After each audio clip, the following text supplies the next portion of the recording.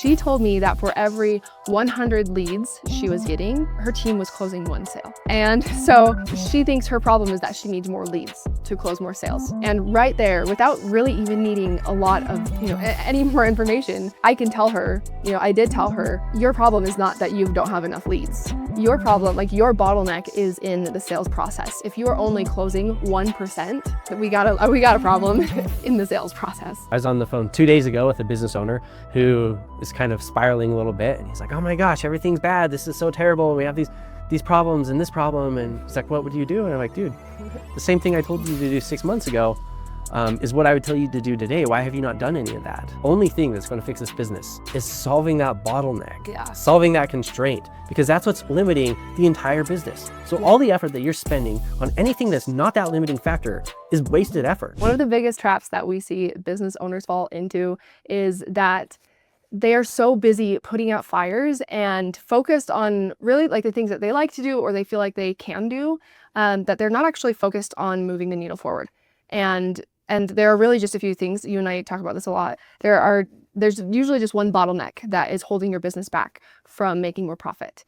And when you are not focused on that, you are in this endless hamster wheel where you're putting fires out, but nothing is actually changing. Yeah, absolutely. And I think it happens to everyone to one point or another. I was having a conversation with a business owner yesterday, and he was saying that he has a client that's just super jacked. And he said the guy's just like ripped in every possible way. And he said he called the client up, and it's kind of an icebreaker. He's just like, dude, how are you so jacked? And I told him, I was like, well, I can tell you the answer to that. He was willing to do the uncomfortable thing over and over and over. And if you don't stop doing the uncomfortable thing and you keep growing, eventually you end up like that. And it's like, there's a reason he's jacked, and there's a reason you don't ask me why I'm so jacked. It's because I'm not willing to do the uncomfortable thing that he was, right? Yeah. And so a lot of times business owners, they get in this like land where they're like, okay, I'm comfortable with these set of problems, but not these set of problems. The problem is the things that you're the best at solving, you probably don't need to solve in your business. Yeah. Yep.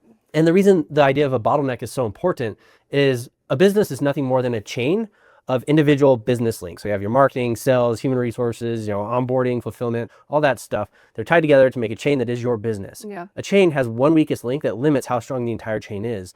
And people are like, oh, I'm really good at marketing, so I want to keep marketing. It's like, well, that's not your weak link, dude. And maybe you're really bad at fulfillment, or maybe you're bad at HR and your team turns over constantly, or they don't like you, or they're not motivated. So you need to go focus on that chain, not marketing. But once again, the entrepreneur mindset is I'm going to do what I'm best at doing. And so they're constantly working on this non-essential part of their business. And then they wonder why their profits are stagnant, their revenue is stagnant, and they can't get ahead. So it's like if you go to the gym and you're like, I like working on the biceps because I'm good at it, and you just do bicep curls all the time, then eventually you have big arms, but everything else on your body doesn't look great. Yeah. It's because you weren't exercising the different parts of the business that needed to get stronger, right? Or the different parts of your body in this situation. And so I think that is a really common thing amongst business owners. And that's why most businesses, they never pass $1 million. It's like, 10% of businesses pass that, if that. And then out of that, very few of those make it to 3 million plus, and even fewer make it to 5 million plus. And so it all comes down from the business owner, or it all stems from the business owner not being willing to look at what action needs to get fixed in their business and do what needs to happen to fix that. So I don't know, I guess tell me about your experience with that as well. Yeah, well, so one of the principles that we teach at 2X Profit is that your intuition often is wrong. And I think a lot of times there's some pushback on that idea. But when you've been running your business for so long and you're not able to get the profit out of it that you are hoping, or get it to be as big as you want, everything that you're doing is what you think is going to be the best thing, but it's not actually doing anything. It's not moving the needle. And so as business owners, a lot of times we want to do what we're good at, and that feels like we will be able to see the results if we keep just working harder. And that's where business owners get stuck in working harder, and it's not sustainable, and they don't see the results of their efforts. And so with the principle that we teach, it's, oftentimes your intuition is wrong, and you really do have to look at the data and look at the math and look at, your business as a whole to be able to figure out where your real bottleneck is and what you need to focus on. And sometimes it's painful. Sometimes it doesn't, it's oftentimes a part of your business that you actually are not skilled enough necessarily to be able to to change or to do, or else you would have done it before. And so it's kind of a new learning curve for you. You have to grow and learn how to fix this bottleneck. But once you can, if you'll spend time and sometimes be uncomfortable in that bottleneck, that is what's going to change things and move things forward. So it's common for a business owner to think they know what's wrong with their business. And what I found from my personal experience of 14 years of being an entrepreneur in the service-based business sector is a lot of times we're wrong, and our gut assumption about what is wrong with the business is not actually the correct thing. Yep. And you had an interesting conversation with someone who owns a photography studio a couple of weeks ago. Tell me about that, because they had misidentified the bottleneck that was keeping their business from progressing, right? Yeah. So this business owner, she owns a luxury portrait studio. And she reached out to me. She said, hey, I know that you in your business have had a lot of success with paid ads. And right now I am really drowning. I need help. I need more leads so that I can make more sales. And so I asked her a few more questions. I said, I'm happy to tell you what I've learned and experienced with doing paid ads, but tell me a little bit more about your business. And so she told me that she was running paid ads. And so I was like, okay, let's get more data. What does that look like? How much are you spending? How many leads are you getting? How many sales are you getting? And she told me that for every 100 leads she was getting, her team was closing one sale. And so she thinks her problem is that she needs more leads to close more sales. And right there, without really even needing a lot of, any more information, I can tell her, I did tell her, your problem is not that you don't have enough leads. Your problem, your bottleneck, is in the sales process. If you are only closing 1%, we got a problem in the sales process. Yeah, that's true. I mean, I freak out at 10% close rate. That's 10 times more than that. So yeah. What do you think the problem is? I mean, without diagnosing or going into the campaign specifically, what do you think would be causing this? Yeah, so the leads that she was getting were not good quality leads. Her offer was a big offer. She had a luxury studio. These were very high ticket sales. And she was running leads through Meta. And so these people weren't necessarily looking for this photography portrait session. So they see an ad and they might be interested, but they go from seeing this ad, this new idea of, oh, maybe I want to come in for a portrait session, this beautiful luxury portrait session, to, okay, now pay these thousands of dollars for this experience. And so when you have that, that's a mismatch where the leads are not ready to marry you. It's essentially like, hey, we just met, let's get married. And so this business owner needs to have a funnel that's going to take these really, really cold leads through Meta who likely haven't even decided that they're going to do this type of portrait session. And she needs to give them a way to funnel them through a sales process so that they can get to the point of, hey, we just met, to, yes, let's get married. I don't know that she necessarily has a sales motion problem, but that's part of why you have to dive into the business and see what's going on.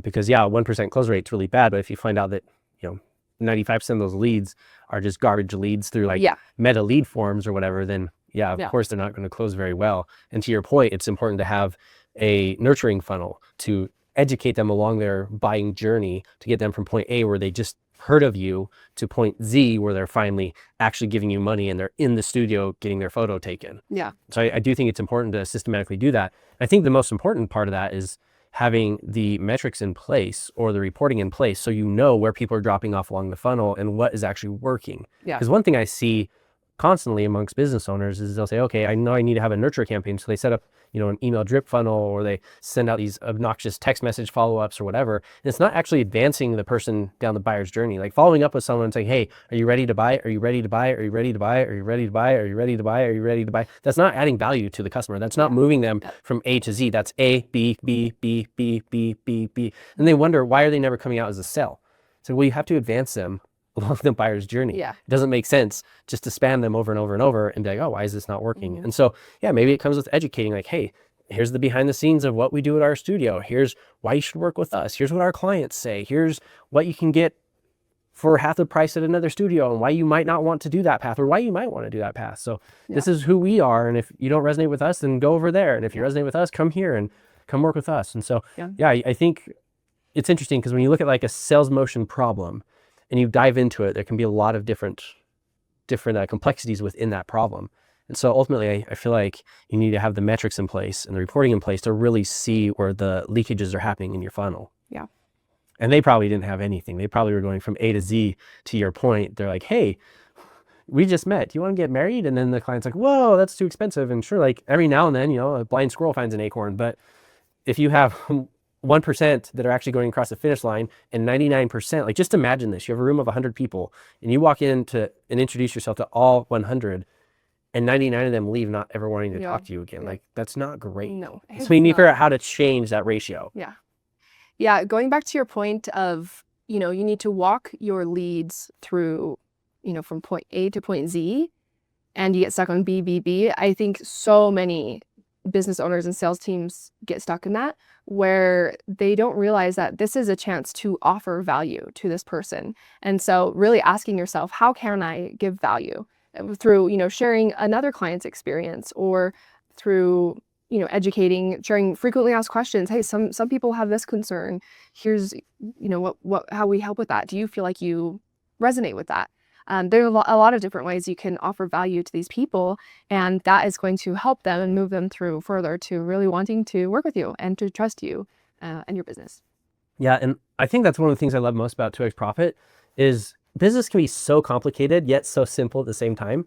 And for a business owner that's putting out fires day to day and they're wondering how they're going to make payroll or why their business isn't paying them more money or whatever other things they're worried about, it can be really overwhelming to go and set up all these reporting features or to analyze your funnel A to Z and figure out where the leakages are happening. And so one of my favorite things about what we do here at 2x Profit is we will actually go into their business with them and either implement these things for them so they don't have to do any of it, or we'll implement it alongside of them so they're able to get the clarity and get that forward momentum in their business so they can finally start paying themselves what they deserve to be paid as the business owner. Yeah. And I think that's a really rewarding thing about what we do here is seeing how we're able to help these obstacles fall over and just get obliterated in the lives of these business owners who have been stuck for so long and who feel these frustrations just like that business owner that you're talking to have felt. Yeah. And so many business owners, I would say probably every business owner starts a business because they want to have, freedom and money and create a good life for themselves and their families, of course. And I think one of the saddest things is that most small business owners make less than their employees do. And they're working so hard, they're carrying the risk. They are, nonstop trying to help this business grow and move forward. And just how painful that is to be in that spot where you're trying so hard, and no matter how hard you try, it's not getting you to the point that you want. And so that is a painful place to be in. And it is really cool that we get to go in and help them make huge, or I guess sometimes it's small shifts, but you get huge results from it. Yeah. And sometimes like it's just one switch that it takes to go from a business that you feel imprisoned by, that does not pay you anything or that doesn't pay you enough, to one that you feel like there's no hope for, and transform that into something that is really profitable and doing a really good job. I was on the phone 2 days ago with a business owner who is kind of spiraling a little bit, and he's like, oh my gosh, everything's bad. This is so terrible. We have these problems and this problem. And he's like, what would you do? And I'm like, dude, the same thing I told you to do 6 months ago is what I would tell you to do today. Why have you not done any of that? And he just came up with a bunch of excuses. I'm like, brother, my friend, like the only thing that's going to fix this business is solving that bottleneck, solving that constraint, because that's what's limiting the entire business. So all the effort that you're spending on anything that's not that limiting factor is wasted effort. So you've spent 6 months spinning your tires and going nowhere. And now you're starting to see the negative effects of ignoring that and letting that problem just continue to grow and mature in your business. And now you're gonna have to make some really painful cuts to get out from under that problem. It's gonna hurt. It's painful. Yeah. And so now he's committed to do it and he's actually acting on it. But man, I wish he would have taken the advice 6 months ago when things weren't in the situation they were. And now he's feeling a lot more pressure.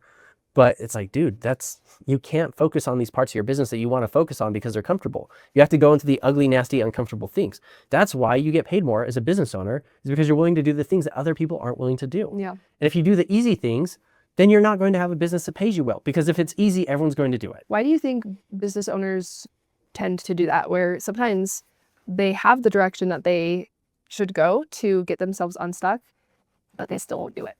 Yeah, that's a great question. I think some of it comes down to human nature. I think some of it's a belief. So they think it should be this way. Maybe it's contrary to their intuition. So 90% of businesses fail in the first 10 years or 5 years, whatever it is.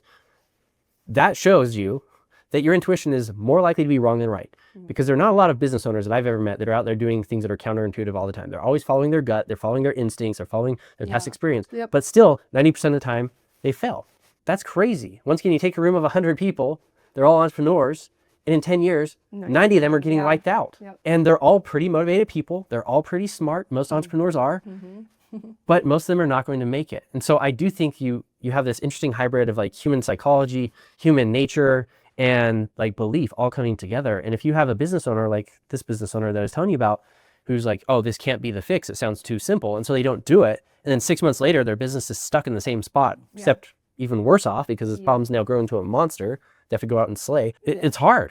It's really hard. If you love the content that you just watched, I want to invite you to go check out our Profit Leak Detector Assessment. Now, every business is unique, but business problems are pretty common. And you'll notice if you analyze a bunch of different businesses across a wide range of industries, they all have commonalities in the things that keep them from growing. The Profit Leak Detector Assessment is created to help you analyze your business from an outsider's point of view and figure out what is the weak point in your business? What's the thing holding your business back? What is the broken link in your business chain? The assessment itself is very fast. It takes about 5 minutes. It's multiple choice questions. There's not a lot of thinking. It's not difficult. We don't require any opt-in or information. We're not going to solicit you or sell your information, anything like that. Its sole purpose is to help you find the weakest point in your business so you can strengthen it, which will allow your business to keep expanding. At which point you'll hit another weakest point. Then you work on fixing that. The Profit Leak Detector can help you find that one too. And then you keep going until eventually you have a big business that's paying you as much profit as you want as the owner. So if you'd like to get an outsider's perspective on what is holding your business back right now, head on over to 2xprofit.com/assessment or simply click the link below and take the 5-minute free Profit Leak Detector Assessment now.